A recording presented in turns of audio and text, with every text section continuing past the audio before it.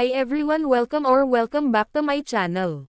Boyfriend ni Janine Gutierrez na si Jericho Rosales sobrang close sa pamilya ni Janine, Janie ganon din sa pamilya ni Jericho.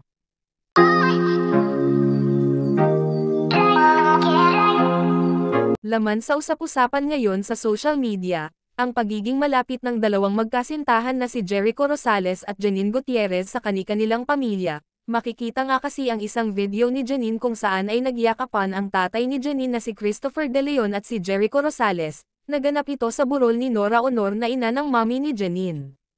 Marami din ang humahanga sa pinapakita ni Jericho, kung saan ay hindi ito umalis sa tabi ni Janine, talagang nakaalalay si Jericho sa kanyang kasintahan.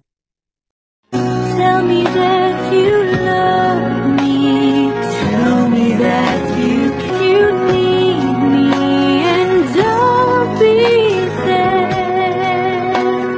I'll be there. Kung si Jericho Rosales ay welcome na sa pamilya ni Janine, ay ganun din si Janine sa pamilya ni Jericho. Makikita kasi sa birthday ng ina ni Jericho na present si Janine Gutierrez kung saan ay nakasama din ni Janine ang mga side ni Jericho. Talagang may basbas na ang kanilang pagmamahalan. 1, 6, 7, 8. Happy birthday to you. Happy birthday to you. Happy birthday, happy birthday, happy birthday.